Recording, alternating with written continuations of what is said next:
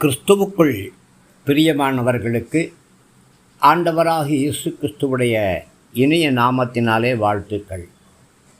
இன்றைக்கு சபை கூடி கர்த்தரை ஆராதிக்கிற ஒவ்வொரு தேவனுடைய பிள்ளைகளையும் ஆண்டவராகிய இயேசு கிறிஸ்துவுடைய நல்ல நாமத்தினாலே வாழ்த்துகிறேன், ஆசீர்வதிக்கிறேன். இந்த நாளின் தியானத்திற்காக நாம் எடுத்துக்கொண்ட வேத பகுதி சங்கீதங்களுடைய புஸ்தகம் 145வது சங்கீதம் 18-19 வசனங்கள். தம்மை நோக்கி கூப்பிடுகிற யாவருக்கும், உண்மையாய் தம்மை நோக்கி கூப்பிடுகிற யாவருக்கும் கர்த்தர் சமீபமாய் இருக்கிறார். அவர் தமக்கு பயந்தவர்களுடைய விருப்பத்தின்படி செய்து அவர்களுடைய கூப்பிடுதலை கேட்டு அவர்களை ரட்சிக்கிறார்.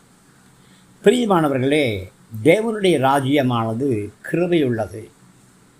அவருடைய ராஜ்யத்திலே விடுதலை இருக்கிறது, சமாதானம் இருக்கிறது, சந்தோஷம் இருக்கிறது.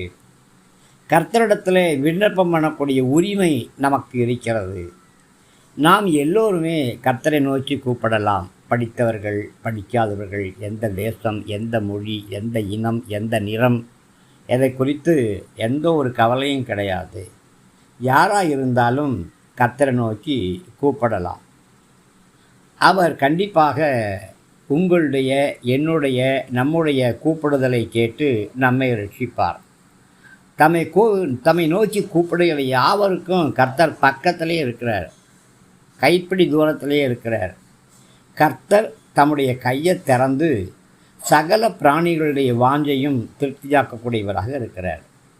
யாரெல்லாம் கர்த்தருக்கு பயப்படாறாங்களோ அவங்களுடைய விருப்பத்தை எல்லாம் அவர் நிறைவேற்றி கொடுக்கிறார். அந்த விருப்பங்கள் தேவனுடைய சித்தத்துக்கு ஏற்றபடியாக இருக்கணும். பறவைகளை போஷிக்கிற கர்த்தர் சிறு பிள்ளைகளையும் பட்டினியால் போட்டுவிட மாட்டார்.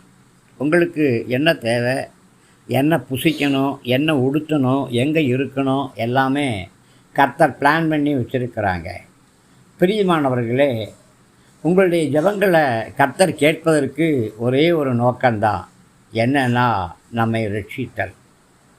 என்னை சிங்கத்தின் வாயிலிருந்து ரட்சியும், நான் காண்டாமிருகத்தின் கொம்புகள் இருக்கும்போது எனக்கு செவி கொடுத்து அருளுவீர் என்று சொல்லி சங்கீதம் 22:21 தாவீது சொல்லுகிறார்.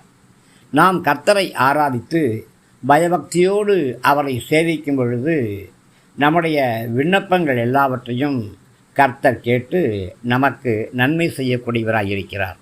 மீண்டுமாய் திரும்பச் சொல்கிறேன், உங்களுடைய விண்ணப்பங்களை கேட்டு உங்களுக்கு நன்மை செய்யக்கூடிய கர்த்தரை ஆராதிக்கும்படி நீங்கள் கடந்து வந்திருக்கிறீங்க. கர்த்தர் தாமே உங்களை ஆசீர்வதிப்பாராக, உங்களுடைய மன விருப்பத்தின்படி தந்தருளுவாராக. ஆமென்.